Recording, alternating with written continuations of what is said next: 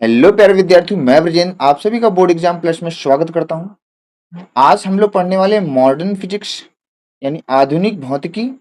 Chapter number 11 है, class 12। Chapter का जो नाम है द्रव्य तथा विकिरणों की दैप्ति प्रकृति। इस दैप्ति प्रकृति का मतलब है प्रकाश की दोहरी प्रकृति होती है, एक कण की प्रकृति और एक तरंग की प्रकृति। तो पहला जो हमारा आज का टॉपिक होगा परिचय होगा, यानी किसका परिचय होगा, विकिरण के दैप्ति प्रकृति का। फिर दूसरा जो हमारा टॉपिक आएगा मेरे भाई, उसका नाम है कार्यफलन। जो तीसरा टॉपिक है इलेक्ट्रॉन का उत्सर्जन करना, और उसके प्रकार पढ़ना है कि इलेक्ट्रॉन का उत्सर्जन किसी धातु से हम किस प्रकार से कर सकते हैं, कैसे कैसे कर सकते हैं, वो चीजों को हम लोग देखने वाले हैं। बहुत ही इंपॉर्टेंट चैप्टर है भाई। इसको अगर बहुत ध्यान से आप नहीं पढ़ेंगे तो ये मान के चलिए पूरी सारी चीजें आप क्या करेंगे, धीरे धीरे भूल जाएंगे। तो इन चीजों का बहुत ध्यान से पढ़ना है, बहुत ध्यान से देखना है। और सारी चीजें क्या है, एक एक बात मैं लिख के बताऊंगा और आपको भी ऐसे नोट्स बना लेना है। ठीक है मेरे भाई, तो आइए हम बढ़ते हैं अपने पहले टॉपिक पे। हमारा जो पहला टॉपिक है क्या है कि विकिरण की दैप्ति प्रकृति। दैप्त का मतलब होता है यहाँ दोहरी। दोहरी प्रकृति किसकी, विकिरण की। विकिरण बोले तो प्रकाश की। प्रकाश दो प्रकार की प्रकृति को प्रदर्शित करता है। क्या मैं बोल रहा हूँ, प्रकाश दो प्रकार की प्रकृति को प्रदर्शित करता है। पहला है कण की प्रकृति, दूसरा है तरंग की प्रकृति। पहला क्या है, कण की प्रकृति, दूसरा क्या है, तरंग की प्रकृति। कुछ ऐसे प्रभाव बताए गए वैज्ञानिकों के द्वारा, जैसे पहला प्रभाव है प्रकाश का विद्युत प्रभाव। इस चैप्टर में इसको बहुत अच्छे से पढ़ने वाले हैं। एक है रमन प्रभाव और एक है कंपटन प्रभाव। इन प्रभावों का जब अध्ययन किया गया, लोगों ने देखा, वैज्ञानिकों ने बताया, तो यहाँ पर जो प्रकाश है उसकी जो प्रकृति है कण के रूप में मानी गई। यानी कि प्रकाश की जो व्याख्या है कण के रूप में किया गया है। किस प्रभाव में, प्रकाश विद्युत प्रभाव में, रमन प्रभाव में और कंपटन प्रभाव में। ठीक है। और कुछ ऐसे प्रभाव हैं जिनकी वजह से तरंग की प्रकृति मानी गई। जैसे हम पढ़ते हैं परावर्तन, यानी परिवर्तन के नियम पढ़ेंगे। अपवर्तन, अपवर्तन के नियम है। व्यतिकरण क्या है, विवर्तन क्या है, और ये ध्रुवण क्या है। इन सब घटनाओं से जो प्रकाश है ना, तरंग के रूप में परिभाषित किया गया है, यानी तरंग के रूप में इसकी प्रकृति को बोला गया है। तो इसी प्रकार से देखो, कुछ प्रभाव से क्या पता चल रहा है कि प्रकाश कण की प्रकृति प्रदर्शित करता है, और कुछ प्रभावों से यह पता चल रहा है कि प्रकाश तरंग की तरह व्यवहार करता है। तो इस प्रकार से हम कह सकते हैं कि प्रकाश दोहरी प्रकृति का होता है। इस प्रकार हम कह सकते हैं कि प्रकाश प्रकाश हमारा प्रकाश दोहरी प्रकृति का होता।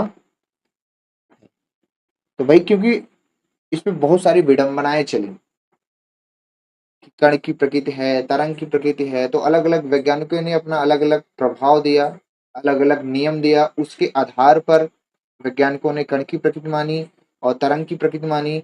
अंत में ये माना गया कि प्रकाश की दोहरी प्रकृति है, कण की भी प्रकृति है और तरंग की भी प्रकृति है। इसमें हम इस वाले चैप्टर में प्रकाश विद्युत प्रभाव के द्वारा हम इसको और डिटेल में यानी विस्तार में समझेंगे। ठीक है, तो ये तो हमारा हो गया आज का परिचय कि जो चैप्टर का नाम है, चैप्टर का नाम क्या है, देखो बैक में चलिए। चैप्टर का नाम है द्रव्य तथा विकिरणों की दैत्य प्रकृति। ठीक है, तो विकिरण की दोहरी प्रकृति होती है और ये प्रभाव के द्वारा हम लोगों ने व्यक्त किया, हम लोगों ने बोले तो वैज्ञानिकों ने बताया। तो हम बस इतना याद रखेंगे कि जो प्रकाश है दो प्रकार का होता है, दो प्रकृति रखता है, एक कण की प्रकृति और एक तरंग की प्रकृति। ठीक है, आई होप यू क्लियर। अब हम नेक्स्ट वाले टॉपिक पे बढ़ेंगे मेरे भाई। इसमें सिर्फ इतना ही ध्यान देना है बस आपको। अब है हमारा कार्यफलन। कार्यफलन क्या है, कार्यफलन को समझने से पहले हम समझते हैं कि इलेक्ट्रॉन उत्सर्जन। भाई एक चीज हमें सब लोगों को पता है, ध्यान सुनिएगा, एक चीज हम सब लोगों को पता है कि धातुओं में मुक्त इलेक्ट्रॉन होते हैं, और ये इलेक्ट्रॉन इतने मुक्त नहीं होते हैं कि अपने पृष्ठ को छोड़कर बाहर निकल आए। ठीक है, ये परमाणु बंधन से क्या होते हैं, बंधे होते हैं, यानी आकर्षण बल से बंधे होते हैं। हम इन्हें क्या करना चाहते हैं, हम इन्हें क्या करना चाहते हैं, बाहर निकालना चाहते हैं। तो हमें क्या करना पड़ेगा, बाहर से ऊर्जा देना पड़ेगा। किसी धातु की सतह से हमें इलेक्ट्रॉन निकालने के लिए हमें क्या करना पड़ेगा, एक अतिरिक्त ऊर्जा देना पड़ेगा। वो अतिरिक्त ऊर्जा देना की प्रक्रिया को ही हम लोग बोलेंगे क्या, कार्य फलन। तो हम सबसे पहले कहते हैं कि कार्यफलन क्या है, लिख देते हैं कि धातु की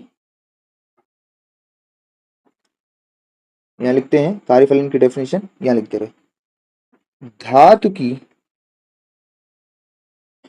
धातु के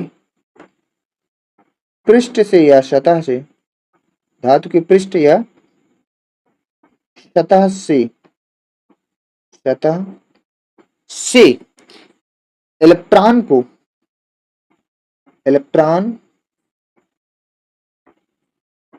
को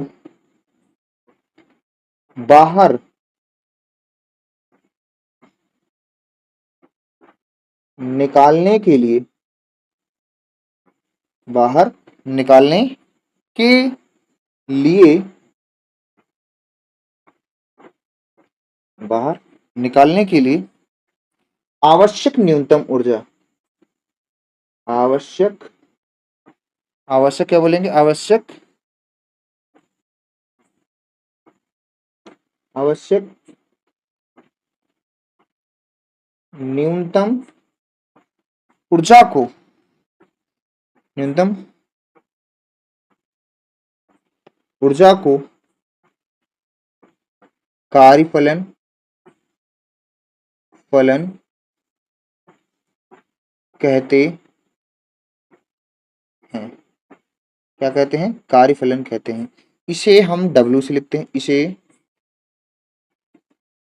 W नॉट या पाई नॉट से व्यक्त करते हैं।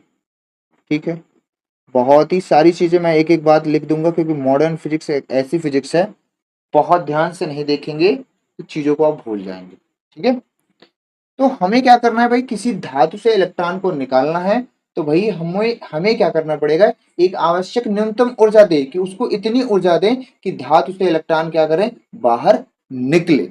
ठीक है, हम कार्यफलन के बारे में थोड़ा सा और पढ़ लेते हैं, फिर हम आगे बढ़ते हैं। देखो, जो हमारा कार्यफलन है किन किन बात पे निर्भर करेगा, तो यहाँ पे है कार्यफलन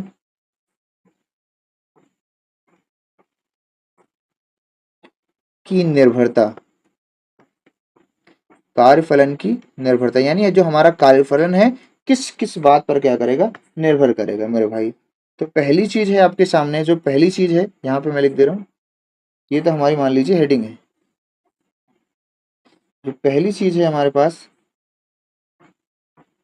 पहली चीज है कि जो कार्यफलन है, जो कार्यफलन है धातु के गुणों पर निर्भर करेगा। पहला है धातु के गुणों पर,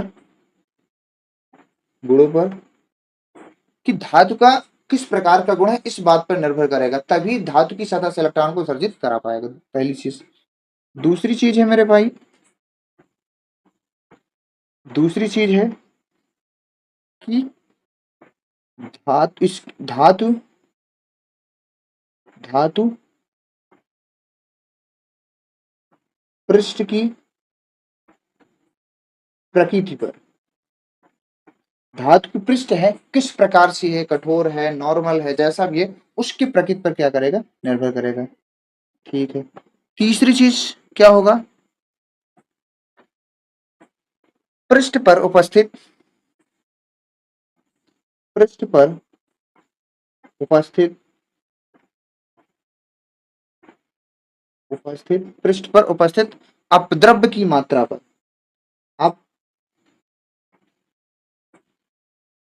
अपद्रव्य की मात्रा पर।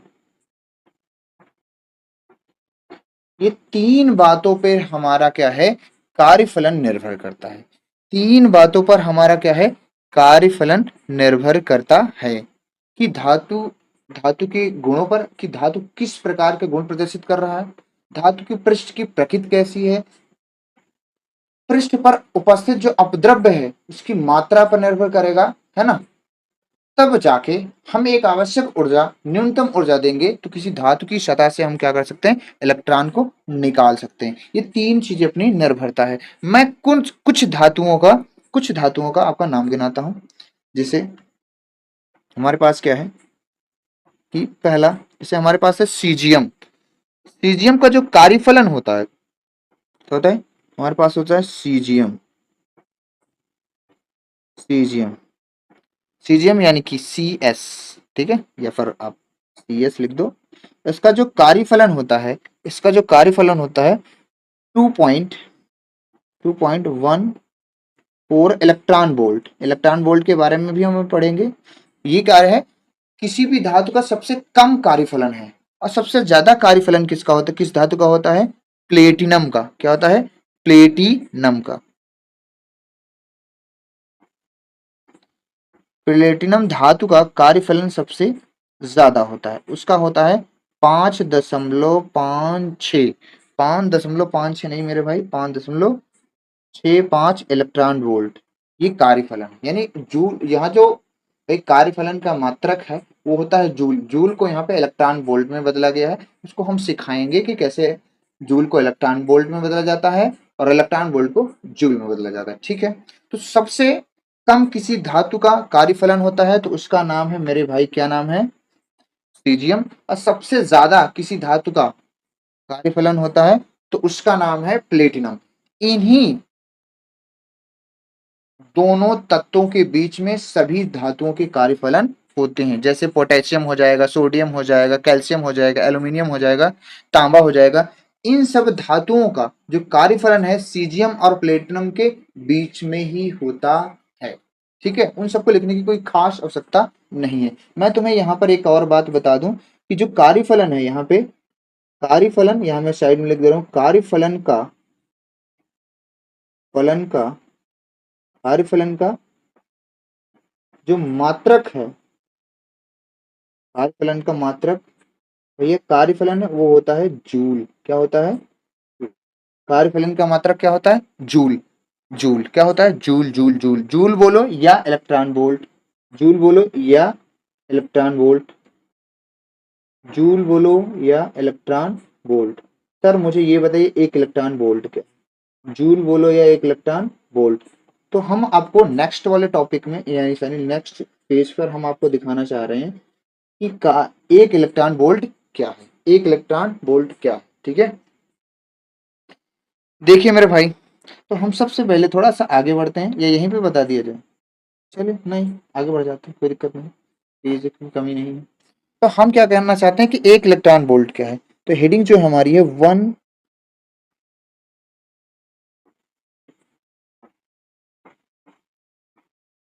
इलेक्ट्रॉन, या ऐसे लिखो, छोड़ो हिंदी में लिख दो, खत्म करो। एक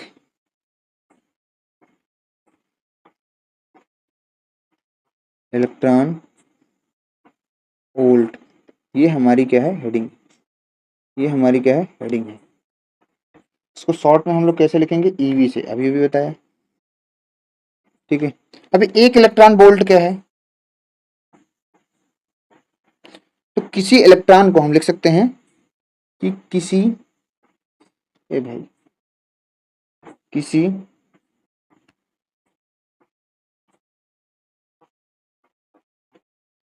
लिख सकते हैं किसी इलेक्ट्रॉन, किसी इलेक्ट्रॉन को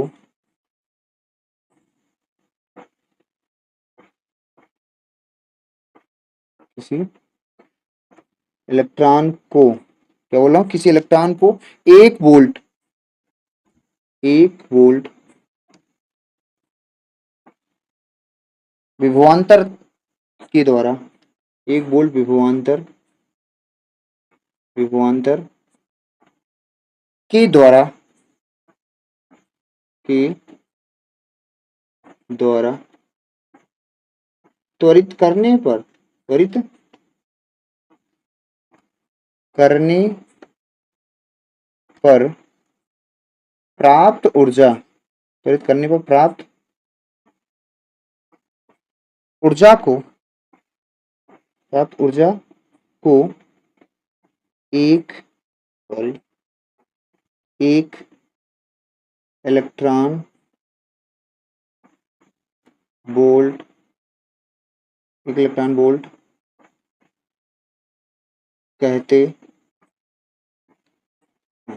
ठीक है। I hope you clear.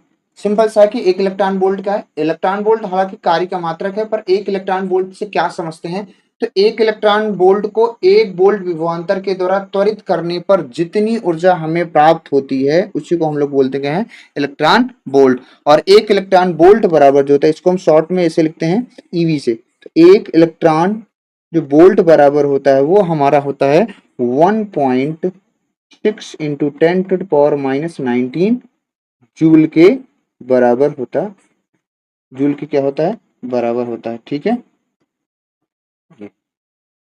ये हमारा क्या है, एक इलेक्ट्रॉन वोल्ट है। I hope you clear. तो ये एक नंबर में भी पूछा जा सकता है।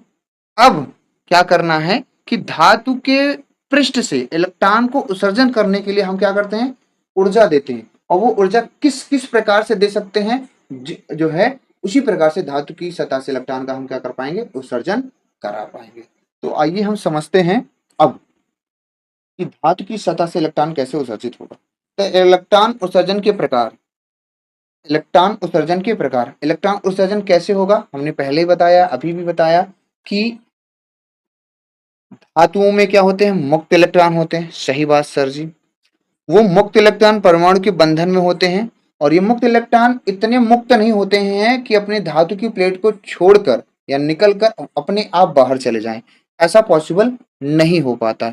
वो एक आकर्षण बल के द्वारा बंधे होते हैं। इस आकर्षण बल को हमें तोड़ने के लिए, इस आकर्षण बल को हमें तोड़ने के लिए आवश्यक अतिरिक्त या आवश्यक न्यूनतम ऊर्जा देना पड़ता है, या आवश्यक ऊर्जा देना पड़ता है, और जिससे इलेक्ट्रॉन क्या होते हैं, बाहर निकल आते हैं। ठीक है, तो उसी चीज को हम लोग क्या बोल रहे हैं, कार्यफलन, कि धातु के पृष्ठ से इलेक्ट्रॉन को निकालने के लिए, धातु के पृष्ठ से हम क्या करते हैं, इलेक्ट्रॉन को, देखो इलेक्ट्रॉन को निकालने के लिए हम क्या करते हैं, आवश्यक न्यूनतम ऊर्जा, आवश्यक न्यूनतम ऊर्जा देना पड़ता है, यानी आवश्यक न्यूनतम ऊर्जा को ही हम लोग क्या बोल पाएंगे, कार्यफलन बोल पाएंगे। तो आइए हम सीधे बढ़ते हैं इसके टॉप जो है प्रकार पे। जो हमारा पहला प्रकार है, देखो प्रकार कई सारे हैं, लेकिन हमें जो हमारी एनसीईआरटी सिखाती है सिर्फ हमें उतने ही प्रकार करने हैं। मेन प्रकार आपका क्या है, प्रकाश विद्युत प्रभाव, बाकी सब व्यवहारिक रूप से उत्सर्जन है। तो पहला जो हमारा है, पहला है मेरे भाई, पहला क्या है अपना, पहला जो उत्सर्जन है प्रकार में, तापायनिक उत्सर्जन, तापायनिक या उष्मीय उत्सर्जन। जैसा नाम है मेरे भाई वैसे इसका काम रहे। ठीक है, पहला क्या है हमारे पास, तापायनिक उत्सर्जन या उष्मीय उत्सर्जन। हम इसको एक प्लेट के द्वारा समझते हैं। देखो हमारे पास एक प्लेट है, ठीक है, ये हमारे पास क्या है, देखो आप सब देख पा रहे हैं, थोड़ा सा प्लेट में बड़ी बना रहा हूँ। ठीक है, ये हमारे पास क्या है, धातु की एक प्लेट है। इसको मैं थोड़ा सा और मॉडिफाई करता हूँ। हमारे पास क्या है, एक धातु की ये प्लेट है। ठीक है, धातु की हमारे पास क्या है, एक प्लेट है। ठीक है, धातु की हमारे पास क्या है, एक प्लेट है। ठीक,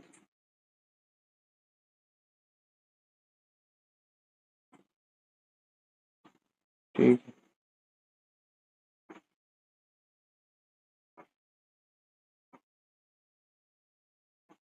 थोड़ा सा चित्र बना रहा हूँ, बन जाए बढ़िया।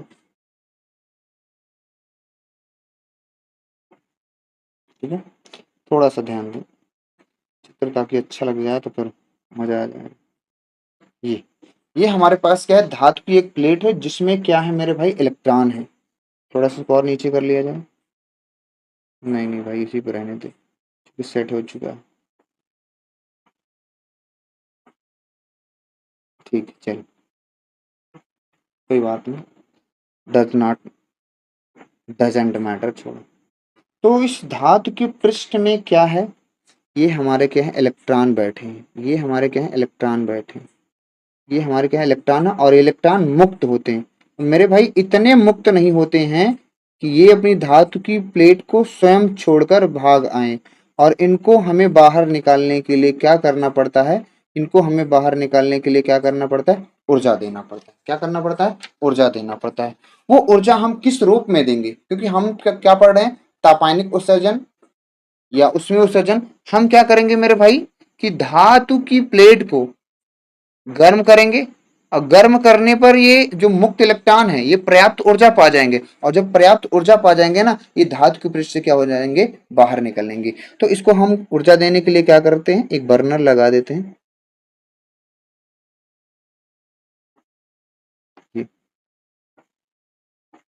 ये हमारे पास क्या है? एक बर्नर है। बर्नर सही लग रहा है कि नहीं? ठीक है, बस समझना है बस। ठीक है,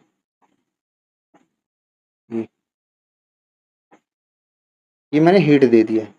ठीक है, अब मैं इसको क्या कर रहा हूँ? गर्म कर रहा हूँ। ठीक है, इसको क्या कर रहा हूँ? गर्म कर रहा हूँ। तो धातु, अब जब गर्म किए हमने क्या किया? धातु की प्लेट को क्या किया? जब हम क्या करते हैं, इसको लिख सकते हैं, थोड़ी सी बातें इसकी। जब धातु की जब धातु की प्लेट को, है ना, धातु की प्लेट को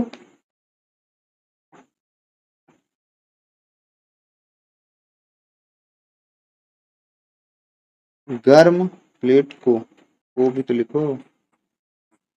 धातु की प्लेट को,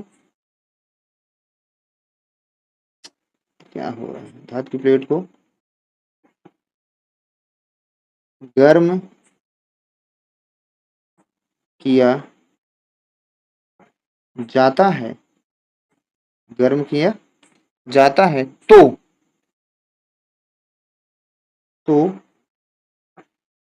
मुक्त मुक्त इलेक्ट्रॉनों को मुक्त इलेक्ट्रॉनों को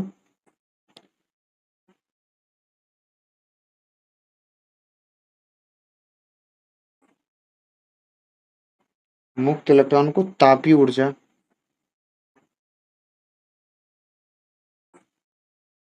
मुक्त इलेक्ट्रॉनों को क्या करते हैं? तापीय ऊर्जा प्राप्त होती है, प्राप्त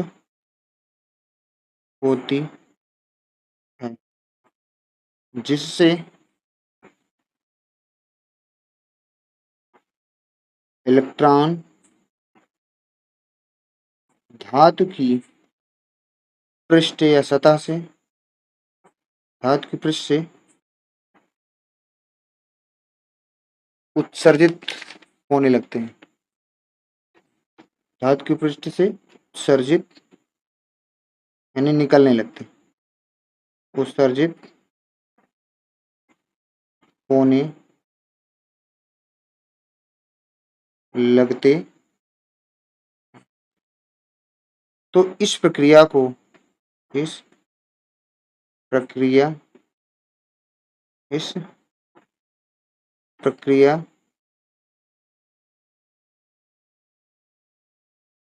प्रक्रिया को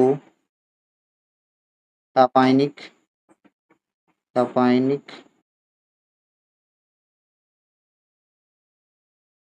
तो थोड़ा सा छोटा करते हैं, शायद जगह बन जाए। थोड़ा देखिए आप।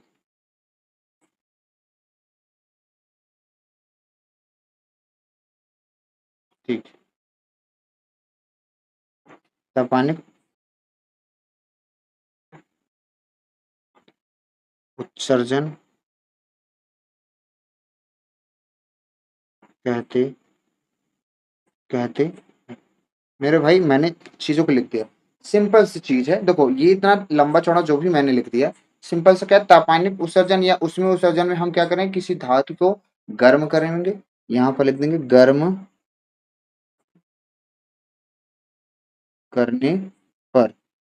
जब गर्म करेंगे तो जब किसी धातु की सतह को या धातु को हम बर्नर की सहायता या अपनी किसी और दूसरी सहायता से हम क्या करते हैं? इसको गर्म करते हैं। तो धातु की प्लेट को हम जब गर्म करते हैं तो गर्म होते ही इलेक्ट्रॉन जो अतिरिक्त ऊर्जा प्राप्त करता है, और जिसकी वजह से धातु की प्लेट से क्या करता है, ये इस तरह से बाहर होने लगते हैं। धातु की प्लेट से ये क्या होता है, बाहर होने लगता है। इसी प्रक्रिया को हम लोग बोलते हैं तापायनिक उत्सर्जन या उष्मीय उत्सर्जन। सिंपल सा है मेरे भाई कि धातु की सतह को गर्म करने पर ये ऊर्जा प्राप्त कर लेते हैं इलेक्ट्रॉन, और जिसकी वजह से क्या करते हैं, ये बाहर निकल आते हैं। यही प्रक्रिया हमारी क्या कहलाती है, तापायनिक उत्सर्जन। मैंने लिख दिया है, देखो, जब धातु की प्लेट को गर्म किया जाता है तो मुक्त इलेक्ट्रॉन तापीय ऊर्जा प्राप्त, मुक्त इलेक्ट्रॉनों को यहाँ पे लिख देना अगर आप चाहो तो, मुक्त इलेक्ट्रॉनों को,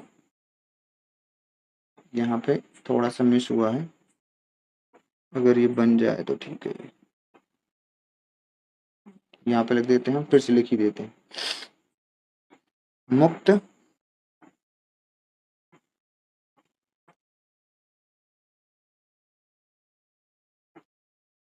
इलेक्ट्रॉनों को,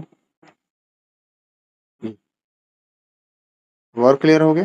मुक्त इलेक्ट्रॉनों को तापीय ऊर्जा प्राप्त होती है होती है जिससे इलेक्ट्रॉन धातु की पृष्ठ से उत्सर्जित होने लगते हैं। इसी प्रक्रिया को हम लोग क्या बोलते हैं, इलेक्ट्रॉन का उत्सर्जन। और कौन सा उत्सर्जन, तापायनिक उत्सर्जन। ठीक है, अब हम आते हैं दूसरे टॉपिक पे। दूसरा जो हमारा उत्सर्जन है वो उत्सर्जन है क्या, क्षेत्र उत्सर्जन। इसको हम लोग बोलते हैं क्षेत्र उत्सर्जन। क्षेत्र उत्सर्जन क्या कहते हैं, क्षेत्र उत्सर्जन। ठीक है, फील्ड एमिशन है, तो बोलते हैं, क्या बोलते हैं इंग्लिश में, फील्ड एमिशन। क्या बोलते हैं इसको, फील्ड एमिशन। देखो इसको समझेंगे, इसको आप लोग समझेंगे तो इसमें भी एक धातु की पहले प्लेट लें, जरूरी है धातु की प्लेट लेना। ठीक है,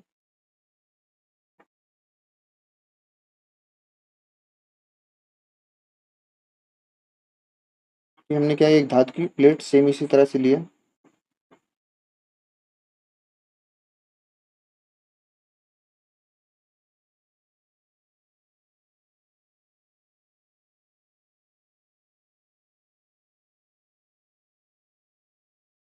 ओ माय गॉड, इसको हम ऐसे ही बनाते हैं, देखो तो फिगर जो है,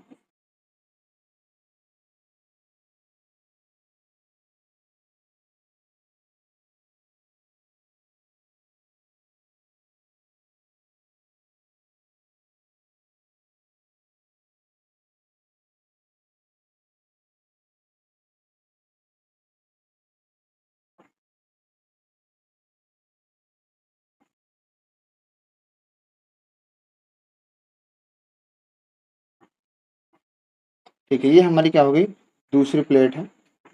और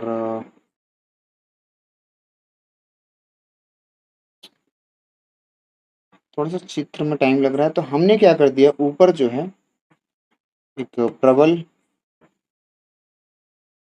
चुंबकीय क्षेत्र लगा दिया, जस्ट ऊपर, जस्ट एक नीचे क्या है, लो पोटेंशियल। यहाँ पर हमने क्या है, एक चुंबकीय क्षेत्र,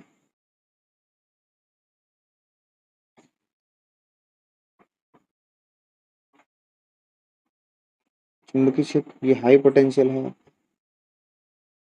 हाई पोटेंशियल, ये अपना लो है। यहाँ से क्या होता है, इसमें तो है अपने इलेक्ट्रॉन, दिखा दो थोड़ा बहुत इलेक्ट्रॉन। ठीक है, ये इलेक्ट्रॉन। तो हमने क्या किया, जब धातु की प्लेट को प्रबल विद्युत क्षेत्र आरोपित किया, ठीक है, धातु की सतह को हमने क्या कर दिया, प्रबल विद्युत क्षेत्र दिया। तो इस तरह से हाई टू लो, इस तरह से दिखा दे, कलर चेंज कर दो, ये यहाँ पे जो इलेक्ट्रॉन है वो इस तरह से,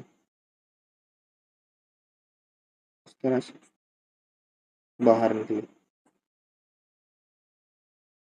जो इलेक्ट्रॉन है वो इस तरह से ऊपर बाहर निकले, क्योंकि इलेक्ट्रॉन कैसा है, नेगेटिव। इलेक्ट्रॉन अपना कैसा है, नेगेटिव है ना, इलेक्ट्रॉन अपना कैसा है, नेगेटिव। और ये क्या करेगा, पॉजिटिव की ओर भागेगा। ये हाई पोटेंशियल है, और ये वाला हम ले लेते हैं लो पोटेंशियल।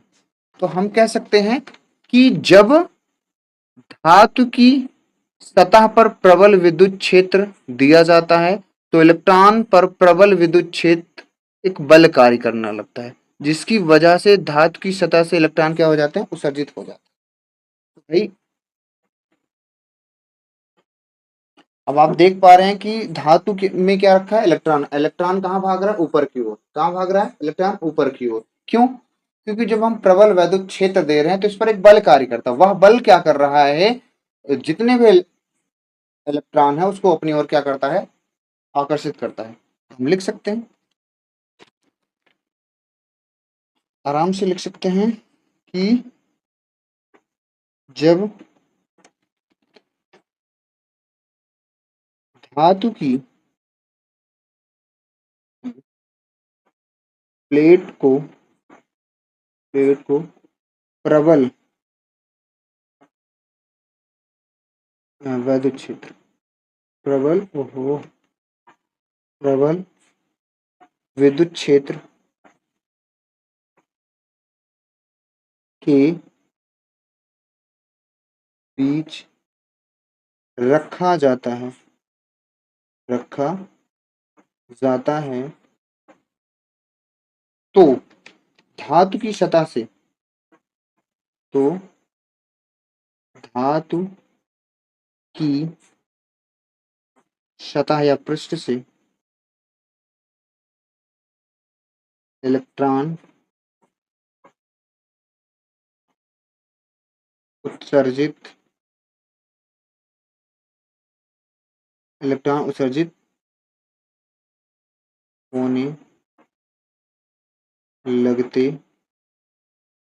हैं। यह प्रक्रिया यह प्रक्रिया यह प्रक्रिया क्षेत्र उत्सर्जन कहलाती है। थोड़ा सा इसको छोटा करते हैं क्योंकि हमारे पास जगह नहीं बन रहा।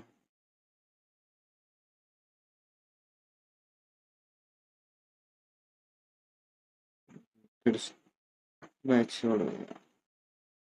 बहुत टाइम टेकिंग है कसम से।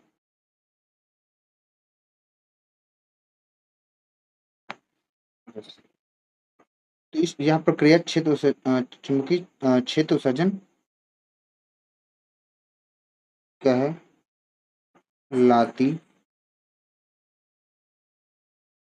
सिंपल सा मेरे भाई, धातु की सतह से हमें क्षेत्र उत्सर्जन के द्वारा क्या करना है, इलेक्ट्रॉन को निकालना है।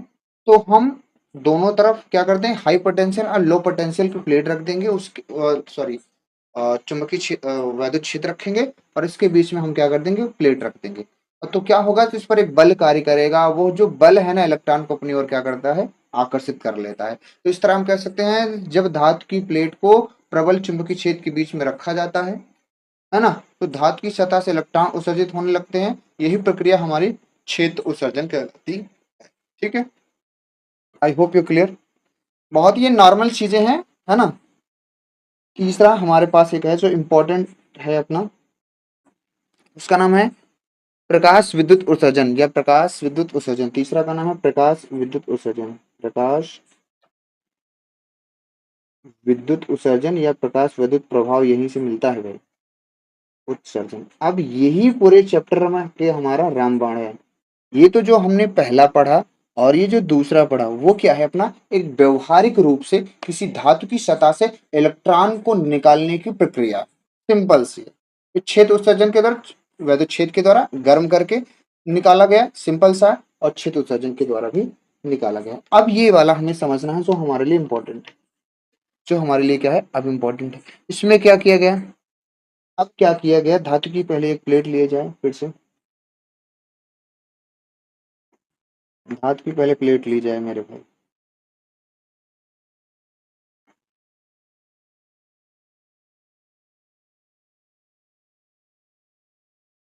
बहुत टाइम वेस्ट करते हैं सब।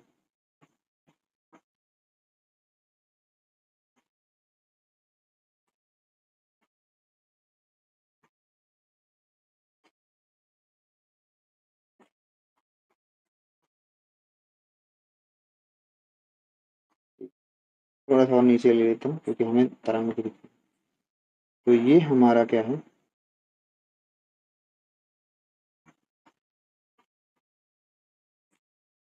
थोड़ा सा प्लेट बन जाने दो मेरे भाई, थोड़ा सा टेक्निकल इश्यूज आ रहे हैं, तो पेशेंस पेशेंस पेशेंस। विद्यार्थी का पहला गुण पेशेंस पेशेंस।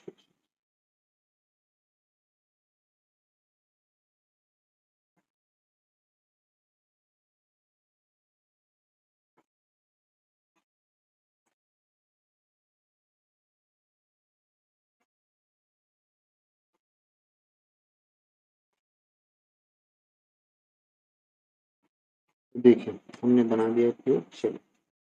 अब यहाँ पे भी क्या है, इलेक्ट्रॉन है, वही अपने क्या है, इलेक्ट्रॉन भरे हैं, उस इलेक्ट्रॉन को दिखा दिया जा रहा है। अब हम यहाँ पे क्या करेंगे मेरे भाई, अब कैसे इलेक्ट्रॉन निकालेंगे, विद्युत चुंबकीय तरंग के द्वारा, यानी प्रकाश के, हम एक ऐसी आवृत्ति का प्रकाश देंगे, एक ऐसी निश्चित आवृत्ति का प्रकाश धातु की प्लेट पे डालेंगे, जिससे कि जो इसमें इलेक्ट्रॉन है उसको हम लोग क्या करें, निकाल सकें। यहाँ पे जो आपका एनर्जी है वो कुछ इस तरह से आएगी, ये है आपकी क्या है, एक निश्चित आवृत्ति का क्या है, एक निश्चित आवृत्ति का प्रकाश है, सुग्राही पृष्ठ। जब एक निश्चित आवृत्ति का प्रकाश पृष्ठ पर आपतित होता है तो धातु की सतह से क्या करता है, इलेक्ट्रॉन को निकाल देता है, तो धातु की सतह से यहाँ से इलेक्ट्रॉन को क्या करता है, निकाल देता है। यही प्रक्रिया क्या कहलाती है, प्रकाश विद्युत प्रभाव। यही प्रक्रिया क्या कहलाती है, प्रकाश विद्युत प्रभाव या प्रकाश विद्युत उत्सर्जन कहलाती है। ठीक है, तो हम कह सकते हैं जब एक निश्चित आवृत्ति का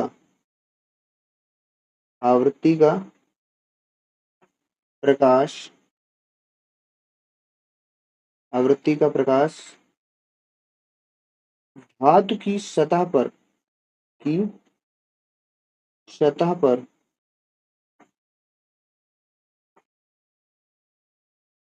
पड़ता है, धातु की सतह पर क्या करता है, पड़ता है, तो धातु की सतह से, तो धातु की सतह से सतह से इलेक्ट्रॉन उत्सर्जित होने लगते इलेक्ट्रॉन उत्सर्जित होने लगते यह प्रक्रिया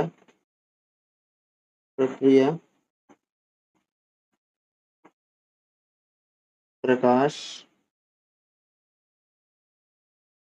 विद्युत उत्सर्जन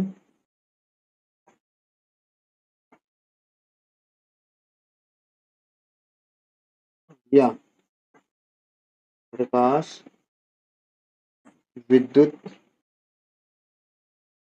प्रभाव कहलाती। अब इसको थोड़ा सा और समझो, ये तो हो गया हमारा लिखना, कि जब हम एक निश्चित आवृत्ति की प्रकाश तरंग धातु के पृष्ठ पर आपतित करते हैं, ये मैंने आपतित कराया है, ये इस तरह से, ये हमने क्या किया है, प्रकाश को क्या करा, आपतित कराया है। तो धातु की सतह से इलेक्ट्रॉन उत्सर्जन होने की जो प्रक्रिया है वो कहलाती है प्रकाश विद्युत प्रभाव या प्रकाश विद्युत उत्सर्जन। इसको हम और आगे बहुत डिटेल में पढ़ने वाले हैं। ठीक है, तो जैसे हम तुमको एग्जाम्पल के थ्रू बताएं, किसी से धातु में इलेक्ट्रॉन उपस्थित है, अब धातु की सतह से इलेक्ट्रॉन उत्सर्जित करने के लिए हमें मान लो 50 हर्ट्ज की आवश्यकता है, 50 फ्रिक्वेंसी यानी कि आवृत्ति 50 हर्ट्ज की आवश्यकता है। अगर हम इससे कम आवृत्ति का प्रकाश इस पर आपतित करते हैं तो धातु की सतह से इलेक्ट्रॉन उत्सर्जित नहीं होगा। तो इसलिए हमें क्या करना पड़ेगा, हमने बोला कि निश्चित आवृत्ति, तो मतलब धातु की सतह की आवृत्ति अगर 50 हर्ट्ज है तो हमें इससे ज्यादा आवृत्ति यानी कि 55 60 इतनी फ्रिक्वेंसी का आपतित प्रकाश देना पड़ेगा, तब जाके धातु की सतह से इलेक्ट्रॉन का क्या होगा, उत्सर्जन होगा, तो इस प्रक्रिया को हम लोग बोलेंगे प्रकाश विद्युत प्रभाव, प्रकाश विद्युत प्रभाव। तथा उत्सर्जित इलेक्ट्रॉन को प्रकाश इलेक्ट्रॉन कहते हैं। इसमें जो उत्सर्जित इलेक्ट्रॉन है, जो इलेक्ट्रॉन निकल रहे हैं, उसको हम लोग बोलते हैं प्रकाश इलेक्ट्रॉन। और इस घटना को हम प्रकाश विद्युत धारा भी कहते हैं। और इस घटना को हम लोग क्या बोलते हैं? प्रकाश विद्युत धारा कहते हैं। ये हमारा भाई बहुत बेसिक सा चैप्टर था आज मेरे हिसाब से। I hope you clear. Next topic में हम क्या करेंगे? एक्सपेरिमेंट समझेंगे और प्रकाश विद्युत प्रभाव को और अच्छे से आप लोग समझने वाले हैं। अगर वीडियो में कोई भी दिक्कत आ रही है, आपको कोई चीज नहीं समझ में आ रहा है, एक बार आप कमेंट जरूर किया करें, सर यहाँ पर ये प्रॉब्लम है। अगर सब कुछ समझ में आ रहा है तब भी आप कमेंट करें हाँ सर कोई सब सारा डाउट क्लियर है। ठीक है, जैसे जैसे इस चैप्टर में हम थोड़ा सा आगे बढ़ेंगे वैसे वैसे हम चीजों को क्या करेंगे? बहुत अच्छे से पढ़ने वाले। आज तो मैंने सिर्फ इंट्रो दिया है। अब जब हम नेक्स्ट वीडियो में आएंगे तो हालवास लेनार्ड का क्या पढ़ेंगे? अनुप्रयोग सॉरी एक्सपेरिमेंट पढ़ेंगे। तो उस एक्सपेरिमेंट से ये चैप्टर जो आज हमने पढ़ा है और ज्यादा क्लियर होता चला जाएगा। ठीक है, तो I hope I you are clear. Next video में हम मिलेंगे, तब तक के लिए बाय बाय, टेक केयर।